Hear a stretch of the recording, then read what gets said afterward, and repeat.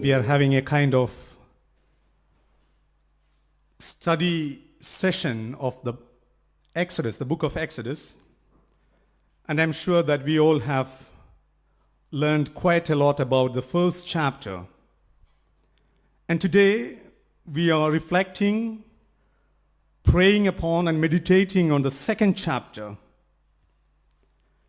And then just before we move to the second chapter of Exodus, the book of Exodus, I just want to ask a very little tiny question to you, if you could respond, some of you. Kind of, what would be the central theme of the whole Bible? Like, if you can put, even from children to grown-up, you can respond to me. Like, what would be the central theme of the whole book of Bible? Like, for example, from Genesis until the book of Revelation. Some words, like some broken words. Salvation, very excellent. Love. Sacrifice. Lots of nice answers, yes. And some have clearly direct indication to the answer, which at least I expect. So the whole theme of the Bible, I would say, it's a history of salvation, Like, it's a pilgrimage from one paradise to another paradise.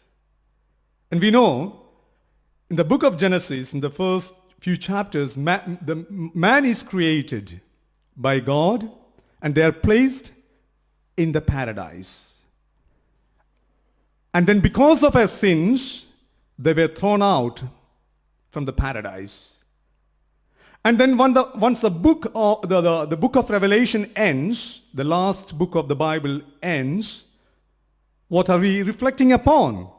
We are reflecting upon another paradise where we would finally land up after our death. It's a kind of pausing before us what would be the paradise where we will be. So, the whole summary of the Bible, the central theme of the whole Bible would be the salvation history from one paradise to another paradise. Very good. Now, as I have already mentioned, after the creation, man, or Adam, has fallen down because of his sin, along with his wife. And then when we see this falling nature, the human nature falling into sin, is again well depicted in the book of Exodus. And because of their sins, we see at the end of the first chapter of Exodus, we see the people of Israel are under slavery. I'm sure Father Joseph might have explained yesterday, once we finish the first chapter, we have the idea that the people of Israel are under slavery of the Egyptians, the Pharaoh. And then today we reflect upon the second chapter. And what is the second chapter speak all about? God wants to liberate these people of Israel from the bondage of slavery of Egyptians, the Pharaoh. And God brings a kind of liberator for them in the person of the prophet Moses. And I would ask you to read, some of you, the first few lines for me loudly. If you have Bible with you, you may please read one or two verses for me. Could anyone read the first two verses of the second chapter of Exodus loudly? Now a man from the house of Levi went and married a Levite woman. The woman conceived and bore a son.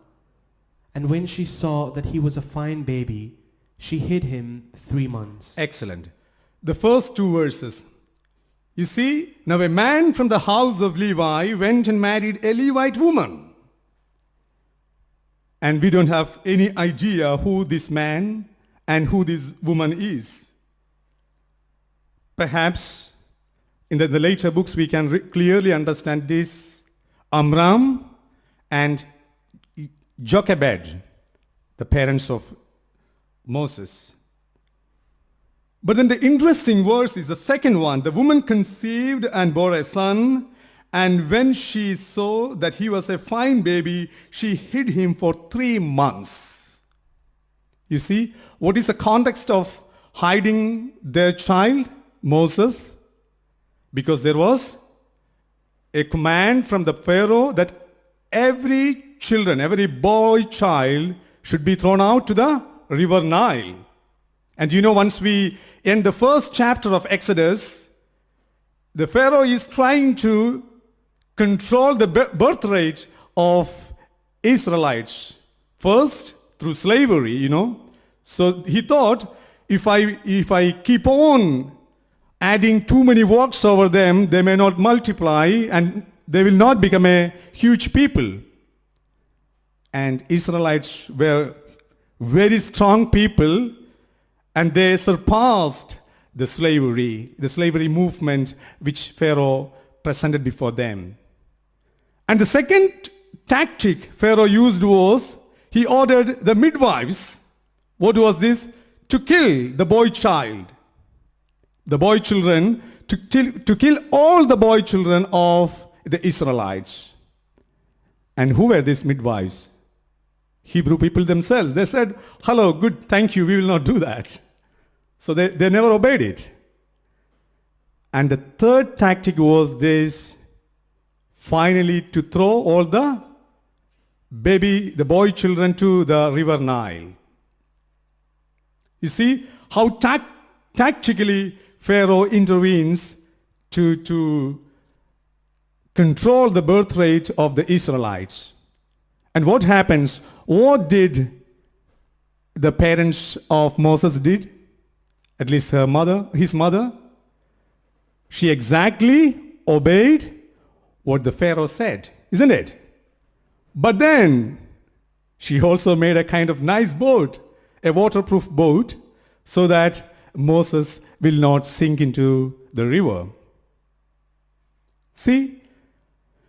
But what we have to see is, why? We have to ask an important question to us. Why she did. First 3 months she hid her boy child, and then later she knew that she cannot go on hiding her boy child more than 3 months, because the soldiers of Pharaoh will find out when the boy child cries aloud, and then they will find out and they will immediately catch the boy child and kill him. So in the first 3 months she hid, and the end of the 3rd month she threw away him to the river Nile, but then protecting her in a nice little waterproof boat. My question is, why did she do like this? She could have killed him, isn't it? But then you see the answer we can see in the book of, I will ask some of you to read Acts 7:22. The answer is there. Acts 7:22. So Moses I will ask you to read Hebrew 11:23. Hebrew 11:23. By faith, Moses was hidden by his parents for 3 months after his birth, because they saw that the child was beautiful, and they were not afraid of the king's edict. Excellent. So now we have the answer here. Why did they hide the child? Because of the faith. You see, what an excellent answer the book of Hebrew chapter 11:23 is offering. Like in the book of Exodus chapter 2, we only read that they threw their child into the river Nile, but then they do not give us an answer why they did it. But we have the answer here. By faith, Moses was hidden by his parents. I always ask this question to me. But at least whenever I make my yearly retreat, I ask this question often to me. why am I still continue to be a priest today? I often ask, even today in the morning, I ask myself, I'm 37 years old, and I ask myself, why am I still a priest? And then the answer immediately comes to my mind is the faith of my parents. They were poor people. They were not rich people, hard-working people. From morning till evening, they used to work in the field. They were not very well educated, but then they gave us children the best thing in the life, that was the faith. I would also ask often to myself, if all the parents had given to their children this excellent, the fine thing in the world, faith in Jesus Christ, what would have been this world now? And there are people who are listening to me, youngsters, people who have already got married, already elderly fathers, especially to you, people who are going to get married and young couples. I would say the best thing you can offer to your children in this world is not a kind of rich, bosh life where you have everything. Sometimes today, the parents soon offer to their children video games so that they will be engaged and quiet and calm in their house. Or nice little rooms, decorated rooms with various things. As you grow up, you will have all the facility to move around. You have credit cards, debit cards, all those things. But then the book of Exodus today teaches us from Moses' life, and the book of Hebrew teaches us, by faith Moses was hidden by his parents. See, what a wonderful thing. And then we move on, like for example, this person of Moses, when he grew up, you see the providence of God we see. From the faith we move to the providence. Moses was born. There was a command from the Pharaoh that every boy child should be thrown into the river Nile. Mother completely obeys it.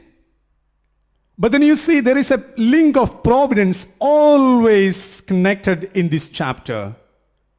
Who is coming to see whether the baby Moses is safe? His own sister is coming and watching. Is he safe? Or some crocodiles coming and eating him up? Or the boat is sinking. So there is a kind of link of providence is provided there. And then soon we see the daughter of Pharaoh comes and see. There's a little cry is coming up from the boat, and then soon the daughter of Pharaoh gets into the scene. And what is she saying? She is carrying the child to whom? And then soon Moses' sister comes and say, do you want someone to take care of this child? Here there is. And Moses' own mother comes and takes care of the child and make him grow. Do you see a kind of invisible link of providence happening? God is taking care of Moses for a further purpose, to liberate the people of Israelites. And this is a story of each one of us if we have strong faith in God. Perhaps we may be thrown into the rivers of Niles in our lives sometimes. There would be somebody, even if we do not know, somebody would be hiding and looking care of us. We are still at least living. No crocodiles have not eaten up. And then there would be somebody to take care of us, to save us, like the daughter of Pharaoh. And you can even see in this chapter the further interventions of God. You know why Moses was taken by the daughter of Pharaoh herself? Could have been someone else. For that, I can ask you to read Acts chapter 7, verse 22. In order to see visibly, clearly what is the purpose of God behind all these things. Acts chapter 7, verse 22. So Moses was instructed in all the wisdom of the Egyptians and was powerful in his words and deeds. See how God is working. So if someone else, an ordinary farmer could have saved Moses' life, isn't it? An ordinary man or another Hebrew himself could have come and saved Moses' life. But who is actually saving? Pharaoh's daughter. For what? You know, the answer is here, Acts 7:22. Because Moses will be instructed in all the wisdom of Egyptians and was powerful in his words and deeds. You know, in those days, during Moses' days, Egyptian culture was one of the prominent academic culture in the world. They knew all the geography. They knew how to observe the stars. They knew how to fight a good war. They knew how to win. You see, Acts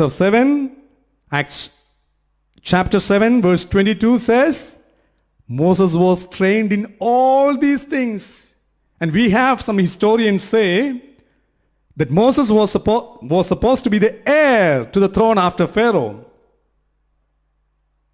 And then he was trained by God in the Egyptians' court by their soldiers, by their captains, so that he will come and liberate his own people. So you see the invisible link of providence that God is offering before a man who has faith.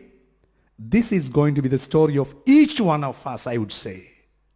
We just need to be faithful to God. And there comes always this invisible connection of immense providence from the part of God. And then I was even this is the Acts chapter 7 verse 22 is a kind of interpretation of the book of Exodus. Who is giving this talk? Stephen. Before his death, he's preaching. You see? And then things move on, like the story move on. Now we have the clear idea. There is somebody throwing Moses into the river, his sister taking care of him, observing, and Pharaoh's daughter comes and saves him. And he had the opportunity to be trained in the courts of Egyptians. He could get trained by the best teachers, like I would not say Oxford or Cambridge, because I am a student in Oxford. So the then best universities, Moses was trained. For what? God wanted to use him for a greater purpose. If God has decided something for each one of us, my dear brothers and sisters, He will give you the best thing possible in this world. I mentioned the faith by his own parents. Imagine if he had not received that faith in the living God of the Israelites, he would not have come and delivered his people. He could have enjoyed the royal courts of Egyptians. For example, I can give you a kind of sound meaning for that sentence in Hebrew 11:24. Just read that. Hebrew chapter 11 verse 24. By faith, Moses, when he was grown up, refused to be called a son of Pharaoh's daughter, choosing rather to share ill treatment with the people of God than to enjoy the fleeting pleasures of sin. So he had the possibilities of a brighter life in the courts of Egyptians. But then what made him to come back to his people was the faith given by his parents. So just a few minutes ago I mentioned to you, I often ask myself, why am I a priest today? I was given the best training ever possible by the Society of Jesus. I had the opportunity to study the famous Gregorian University for 5 years, doing my BTH and MTH. I had the opportunity to do my master's in Oxford, where I continue to do my doctorate. Perhaps Some of your story may be much better than my story. But then all the time, somebody is saying within me, Gigi, you are an ordained priest of Christ. Perhaps some of you youngsters here, you may have an excellent opportunity outside rather than singing here or serving here. You could have made more money like engaging in excellent works, perhaps all of you. But then someone within yourself is calling you back because of the faith your parents have given. Let us thank for that, the faith we receive generously, graciously, by grace. Let's also pause for a moment in silence and pray for our parents. If they had not given us faith in the living God, where would we have been today? And moving on to Moses' story, the whole thing changed from verse 11 onwards. Perhaps to get a taste of that incident, we can read Exodus chapter 2, verse 11 or 12. Verse 11 and 12 you can read, yeah. One day, after Moses had grown up, he went out to his people and saw their forced labor. He saw an Egyptian beating a Hebrew, one of his kinsfolk. He looked this way and that, and seeing no one, he killed the Egyptian and hid him in the sand. See, the whole story of Moses changed from verse number 11 onwards. And Moses, after all, kind of a heir to the throne of Pharaoh, he comes, as we have already read in the letter of Hebrews, he comes back to his people, and you see, he saw an Egyptian beating a Hebrew, one of his kinsfolk. So he knew actually his origin.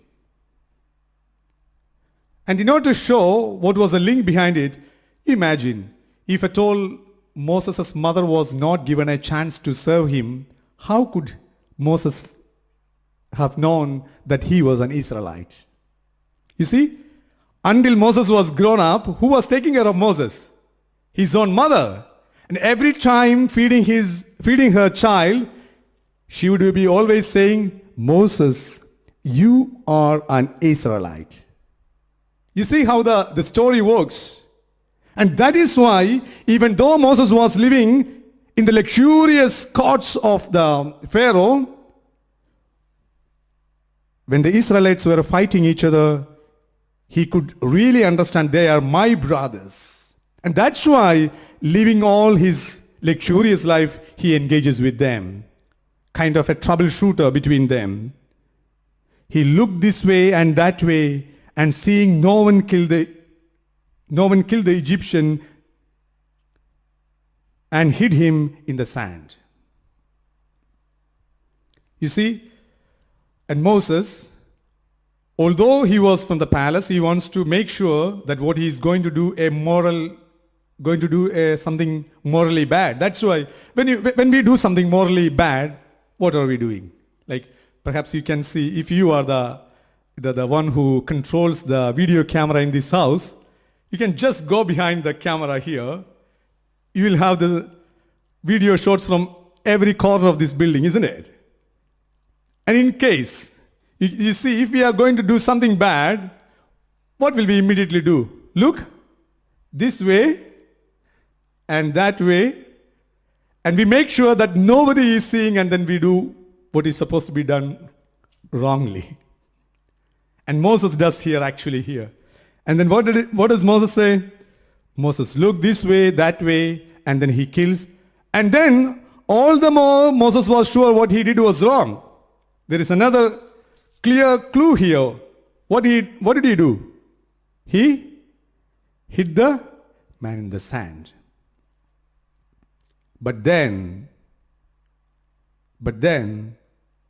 although Moses felt that it was something morally bad, we later read in the letter of Hebrew,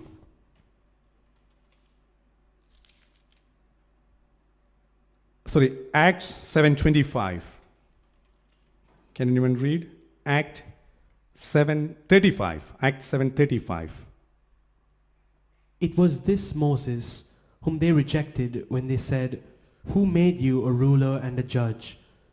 And whom God now sent as both ruler and liberator through the angel who appeared to him in the bush. Okay. So, in the book of Exodus, we see that Moses himself feeling that he did something wrong. But then when we comes to the book of Acts, it is God's plan that he did this act, although it was mortally wrong. So then we can immediately ask question, does God allow or permit to do something morally wrong? So Augustine, the famous interpreter of the Bible, he says, whenever we see such things in the Bible, immediately we have to identify the Egyptian as not as a person, but then a kind of evil. Moses is not killing a person, but then Moses is killing something evil and progressing for the further greater purpose of God. It was just this particular chapter presents us before the person of Moses, but then through him we are offered to think the gift of faith we got and the immense connections, chain of providence that God offers in Moses' life, and so in each one of our lives, the immense chain of providence, and then how he takes care of us to the further. And we know from the book of Acts, book of the Hebrews, that Moses was 40 years old when he came and killed this person. From the letter to the Hebrews we can know. And then when does Moses come again to save the Israelites? At what age? The letter to the Hebrews again says us, after 40 years, perhaps then 40 years plus 40 years. At what age? When he was almost 80 years, he comes back to save his people. And by that time, he had huge experience of life. Where else he got this experience?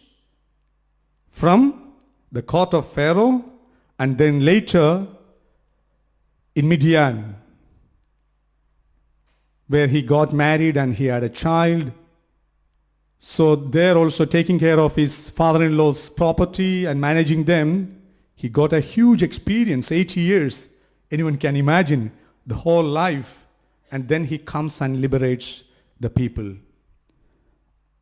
And by the time when the second chapter of Exodus finish, can anyone read Exodus chapter 2 verse 23 to 25? After a long time, the king of Egypt died. The Israelites groaned under their slavery and cried out. Out of the slavery, their cry for help rose up to God.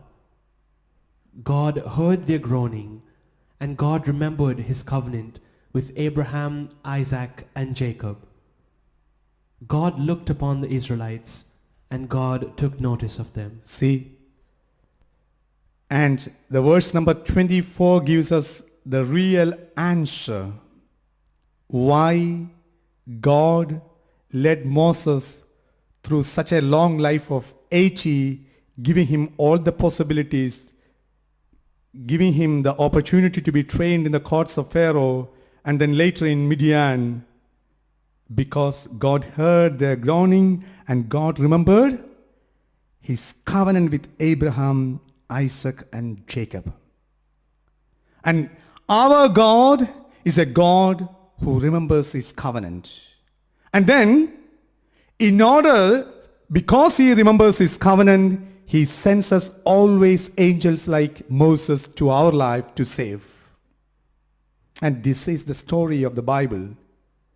In the beginning of the homily, I said our life, the book of Bible offers a salvation history from paradise to another paradise, or the final eschatological paradise.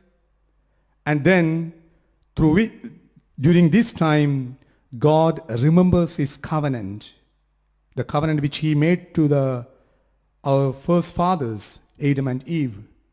From then onwards, he remembers and he sends people to save the humanity. And at the end, Jesus comes as a kind of the perfection of all the covenant and saves the humanity. I have more things to say about Moses and Jesus and so on. If you clearly view Moses, you can see a shadow of Jesus behind him, The same story of Jesus, isn't it? Moses is prefigured. So Jesus is prefigured in Moses, in the person of Moses. What was the story of Jesus? Jesus also, who was the king at that time? Not Pharaoh. During the time of Jesus? Herod. So Herod was the king, and then the almost kind of same command. What was the Herod's command? He asked all the male children to be killed, and then the same way what Moses' parents did, Joseph and Mary takes Jesus and hiding, and then all the story. Jesus is prefigured in the person of Moses. Jesus wants to save the humanity ultimately from the slavery of sins. That story is clearly prefigured in the person of Moses. And Moses, although he saves the Israelites, he was going to say us that there is someone coming after me who will be eternally saving the humanity from the bondage of sin and from the bondage of devil. So when we read the Bible, as it is a Bible kind of Bible study class, whenever we do not understand certain verses or certain phrases, immediately there is a clue or a key to answer it. What is that answer? Jesus. If you do not understand any words, complex words, you just bring Jesus into that word and check whether things fit very well. And soon we will understand the whole thing very clearly. This is not my answer. This is Saint Augustine said. Whenever you read some complex thing, or whenever you have some verses which perhaps may be scandalizing for your faith, immediately bring Jesus there. For example, you can imagine here Moses killing an Egyptian. Is it right, someone killing someone? And Moses himself showed that it's not good to kill someone. That's why he looked this side and that side and killed him and hid him under the sand. But then in the Hebrews, we have almost, in the letter to the Hebrews, we have almost the confirmation that it was in the long plan of God so that he would save the Israelites. And then, in that sense, Moses was not fighting with an Egyptian, a person, but rather than a kind of evil reality perhaps.